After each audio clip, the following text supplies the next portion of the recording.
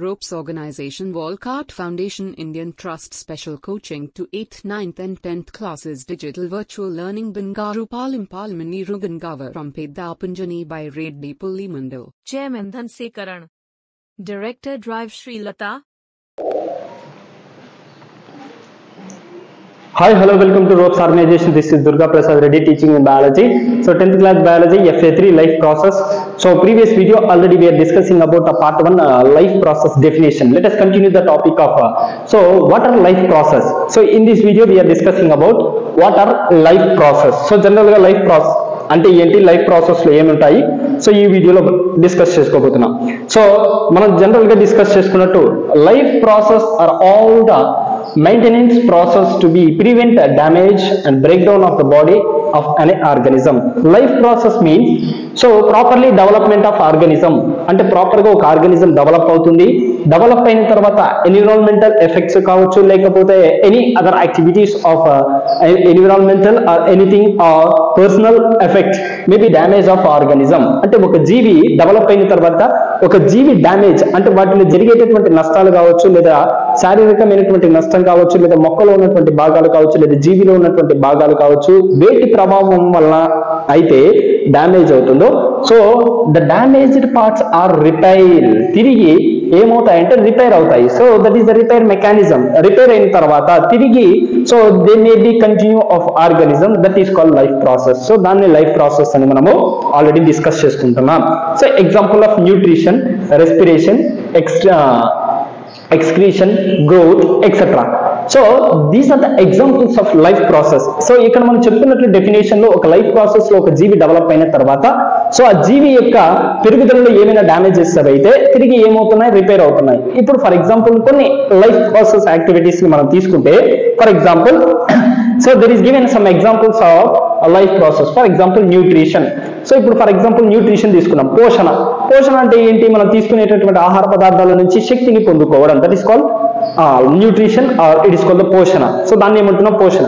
ఇప్పుడు for example మనం తీసుకున్నటువంటి ఆహార పదార్థాలు ఏవైతే ఉన్నాయో వాటిని తిన్న తర్వాత వాటిలో ఉన్నటువంటి శక్తిని ఏం చేస్తుంది, మన బాడీకి సప్లై చేస్తుంది, that is the process.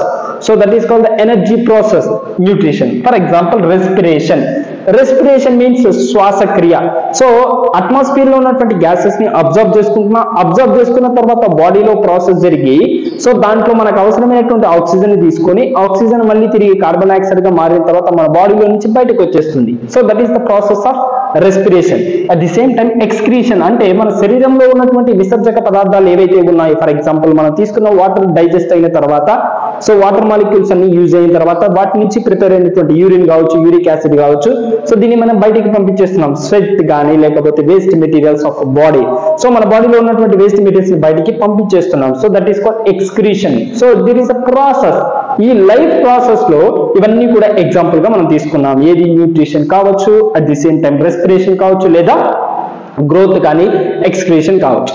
So ఇవి మనం దేనికి ఎగ్జాంపుల్ గా తీసుకున్నాం అంటే లైఫ్ ప్రాసెస్ కి ఎగ్జాంపుల్ గా తీసుకున్నాం. For these energy is needed for the out side.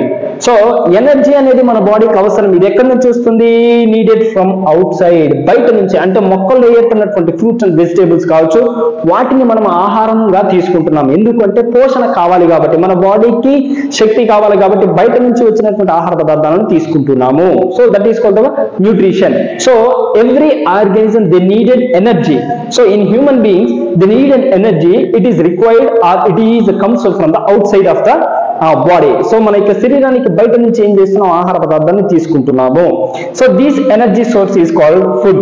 ఆ ఎనర్జీ సోర్స్ ని మనం ఏమని పిలుస్తున్నాం, ఫుడ్ మెటీరియల్స్. లైక్ ఇప్పుడు యాపిల్స్ కావచ్చు, లేకపోతే ఫ్రూట్స్ అండ్ వెజిటేబుల్స్ ఏవైతే ఉన్నాయో వాటిని మనం ఫుడ్ మెటీరియల్స్ అంటున్నాం. ఇవి ఎక్కడి నుంచి వస్తున్నాయి, బయట సైడ్ నుంచి వస్తున్నాయి. Since life depends on carbon based molecules. So life process it's completely depending on carbon based. So ఇవన్నీ కూడా ఏంటంటే carbon based molecules. So which are the depending on carbon so based molecules. So మనం తీసుకునేటటువంటి ఆహార పదార్థాలు కావచ్చు, మనం పీల్చేటటువంటి గాలి కావచ్చు, every the life process is completely depending on carbon based molecules. Most of the food structures are carbon based. So most of the food materials which are taken the food materials it's completely carbon based. మనం తీసుకునేటటువంటి ఆహార పదార్థాలన్నీ కూడా carbon పదార్థం యొక్క so వాటి యొక్క పదార్థాలే. So this is life process. So life process లో మనం తీసుకునేటటువంటి సో ఏంటి ఏమేమి తీసుకుంటున్నాం. So let us discuss about that. So foods are break down or built up in the body. So general గా ఏంటంటే మనం తీసుకున్నటువంటి ఫుడ్ సోర్స్ ఏదైతే ఉందో food materials, so foods are broken down or built up in the body. So మన బాడీలో ఏంటంటే food ఏమవుతుంది, బ్రేక్ డౌన్ అవుతుంది. They are finally converted to the uniform source of the energy. మనం తీసుకున్న తర్వాత ఫుడ్ అన్ని కూడా ఏమవుతాయి, so which we are taking the food material, so it may be enters to the body, it may be the food materials are break down, so it's breakdown of a small particles.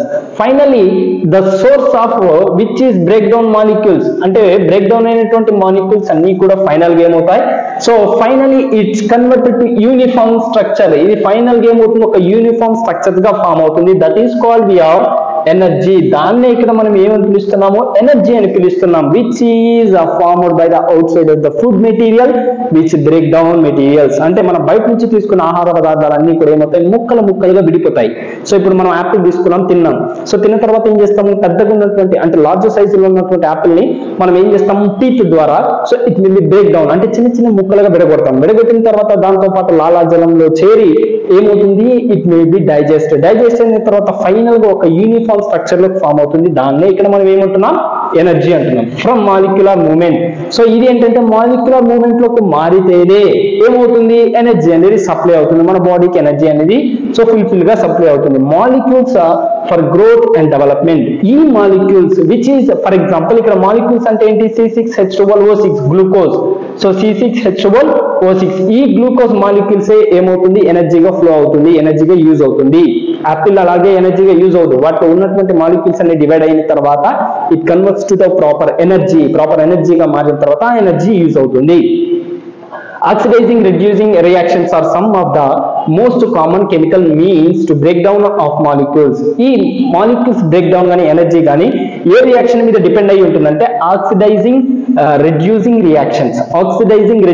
Reactions మీద develop అయి ఉంటుంది, depend అయి ఉంటుంది. ఆక్సీకరణ మరియు క్షయకరణ అనేటటువంటి ప్రక్రియల ద్వారా ఎనర్జీ అనేది డిపెండ్ అయి ఉంటుంది. For this many organizing using of oxygen. So maximum ఏంటంటే వీటిలో ఆక్సిజన్ మీద డిపెండ్ అయి ఉంటుంది. ఈ లైఫ్ ప్రాసెస్ లో జరిగే సో ఏదైతే ఉందో వీటన్నిటి మీద ఏం డిపెండ్ అయి ఉంటుందంటే ఆక్సిజన్ డిపెండ్ అయి ఉంటుంది. ఆక్సిజన్ ద్వారానే ఎనర్జీ సప్లై అవుతుంది. In cells various chemical reactions created useless and harmful by the products. కొన్నిసార్లు ఏంటంటే కెమికల్ రియాక్షన్ జరగడం వల్ల మనం తీసుకున్నటువంటి ఆహార పదార్థాలు హార్మ్ఫుల్నెస్ అనేది కూడా క్రియేట్ అవుతుంది. సో హార్మ్ఫుల్ ప్రొడక్ట్స్ అనేవి క్రియేట్ అవుతాయి. So this removal of such products from the body is called of excretion. ఇలా ప్రిపేర్ అయినటువంటి వేస్ట్ మెటీరియల్స్ అన్ని కూడా మన బాడీ నుంచి ఏమవుతాయి, బయటికి వెళ్ళిపోతాయి. అలాంటి ప్రక్రియను ఏమని పిలుస్తున్నాం, excretion. That is called excretion. So see here, ఇప్పుడు ఒక ఆర్గానిజం ని మనం తీసుకుంటే హ్యూమన్ బీయింగ్ లో ఎనర్జీ ఎలా వస్తుందంటే carbon dioxide, oxygen. So body లోపలికి ఆక్సిజన్ ఎంటర్ అయిన తర్వాత అట్ ది సేమ్ టైం మన బాడీలో ఉన్నటువంటి వాటర్, సో ప్లస్ ఏంటి H2O వాటర్ మాలిక్యూల్, సో దాంతో పాటు oxygen, so which is glucose material. ఇవన్నీ కలిసినప్పుడు ఏమవుతుంది, ఎనర్జీగా మారుతుంది. ఎనర్జీగా బయటకు వచ్చిన తర్వాత దీంతో పాటు వాటర్ లాస్ జరుగుతుంది. సో ఫైనల్ గా బయటికి మనం ఏం రిలీజ్ చేస్తున్నాం, కార్బన్ డైఆక్సైడ్ ని రిలీజ్ చేస్తున్నాం. So this is the life process. So ఇది లైఫ్ ప్రాసెస్. సో నెక్స్ట్ ఇక్కడ మనం తీసుకుంటే, సో లైఫ్ ప్రాసెస్ లో ఇన్ యూనిసెల్యులార్ ఆర్గానిజమ్స్. సో ఇందాక మనము ఎగ్జాంపుల్ గా మనం ఏం తీసుకున్నాం, న్యూట్రిషన్ తీసుకున్నాం. సో అలాగే ఏంటంటే unicellular organism. So in unicellular organism the entire surface is in contact with the environment. Unicellular organism లో ఏంటంటే complete entire structure it is attached to the environment. అంటే ఇది ఎలా ఉంటుందంటే కంప్లీట్ గా ఎంటైర్ సర్ఫేస్ మొత్తం కూడా contact with the so environment తో కాంటాక్ట్ ఉంటుంది. So no specific organs are needed for the food intake.